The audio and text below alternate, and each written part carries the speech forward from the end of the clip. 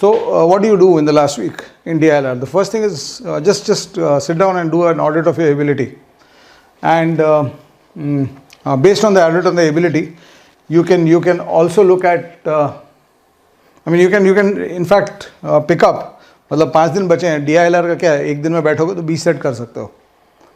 तो और DILR, data interpretation की बात करो तो 100 सेट्स 200 सेट्स, मतलब somebody starts in August September, 3 महीने का preparation is about doing 100-150 sets in DILR. तो लास्ट वीक में अगर तुम्हारा when you do this audit and you find that there's a when you do this audit and you try to find, is there a deficiency in the number of questions you have solved? If there's a deficiency in the number of questions you have solved or a deficiency in the number of section tests you have taken on DILR, I can advise you to actually go into this. And maybe if you're practicing, you can practice 4 section tests a day for the next 3 days. और आज 2 कर लो, कल सुबह से 4 कर लो, परसों 4 कर लो, 4 घंटे कर दो, एक हाफ ही लगेगा दिन का तुम्हारा. I'm of course assuming that you are not working or you don't have college, etc. So you can actually do a little bit of, significant work. अगर 10 सेक्शन टेस्ट करते हो 3 दिन में, तो तुम्हारा करीब 40 से 50 सेट और हो जाएगा, which will specifically if you have a deficiency. अगर deficiency नहीं है number of questions solved का, तब फिर ये करने की ज़रूरत नहीं है. Then you don't bother. This will just add to your psychological satisfaction. Otherwise, it will not help you much. So this is the key question. Are you deficient in terms of how many sets you have self problem solved? And that's also very important. There are 2 kinds of solving that I talk about: assisted problem solving, and all Mindwork students know that. Assisted problem solving and self problem solving. Self problem solving is where your skills actually change. तो 50 set अगर DI और ये भी identify करो कि DI में defect आ रहा है, डेफिशिएंसी है कि LR में अगर है, तो उस टॉपिक का 50 सेट उठा के सॉल्व करो, अभी भी तुम्हारा स्किल्स इंप्रूव कर सकता है. You can actually go and execute on Sunday if you do that, right? So this can happen. This is one thing that you can do. If there's no deficiency, then the focus in DI will be on question revision, right? Just go through the revision, just like I told you in quants.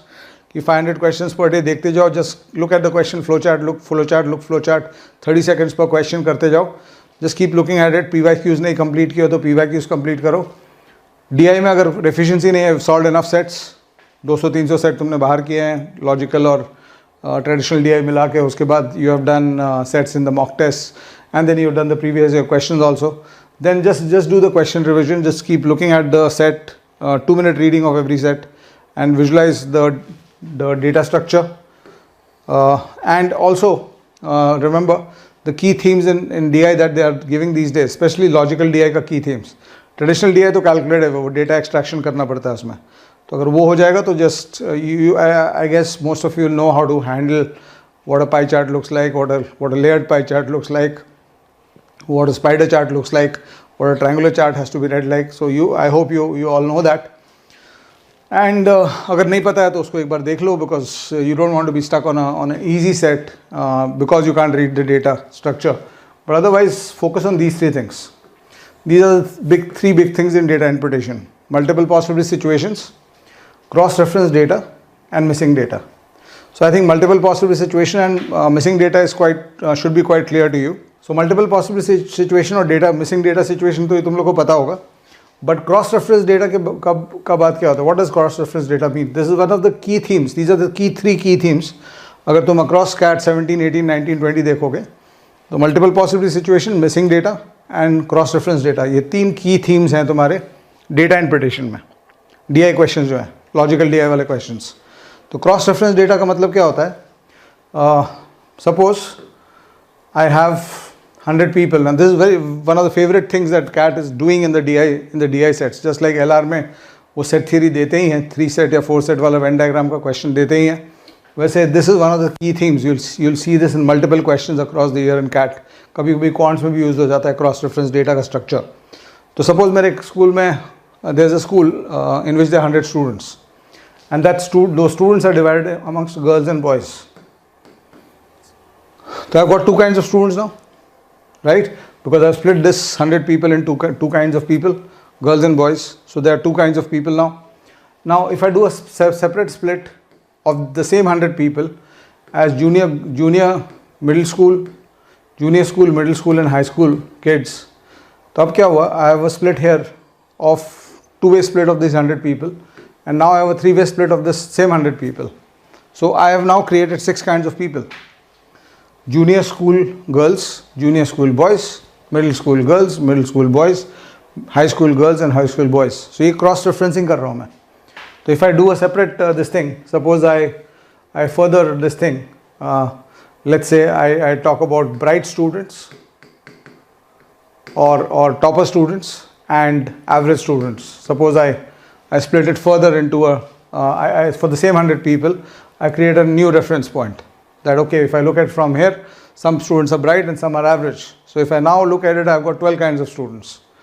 Girls, junior school girls who are bright, junior school girls who are average, junior school boys who are bright, junior school boys who are average. So ये 4 parts हो गए junior school के साथ. उसी तरह से middle school और high school. और उस पर फिर if you can understand that ऐसा हुआ है किसी data set में, data or data interpretation में the most critical thing is going to be able to understand the data structures. So do you understand the data structure? Do you see how many types of people are getting built in this? So that's going to be a key element of your solving of such sets.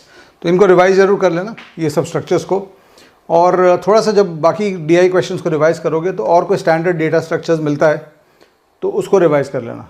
जैसे for example मुझे एक दो data structures याद आ रहे हैं. जैसे एक standard data structure ये है कि ये एक लेट्स से कोई 100% वैल्यू है, उसका स्प्लिट मैंने दे दिया amongst A, B, C, D, E, F.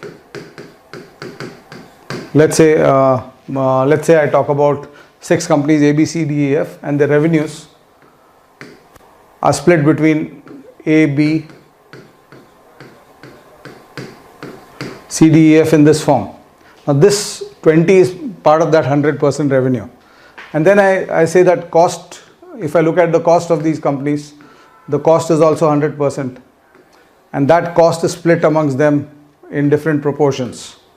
तो क्या होगा कि this 100 is not given to you, that 100 is not given to you, but the number inside this is a percentage of this 100, and the number here is a percentage of that 100. So they'll give you additional data कि total revenue total cost का ratio दे दिया, तो how do you find the profitability, how many companies are profitable, how many are not profitable, etc. So these kind of questions do emerge. तो वैसे ही अगर तुमने 200, 300, 400 set solve किए हैं DI के before your mock test and inside your mock test and inside your PYQs, एक बार data structures देख लो.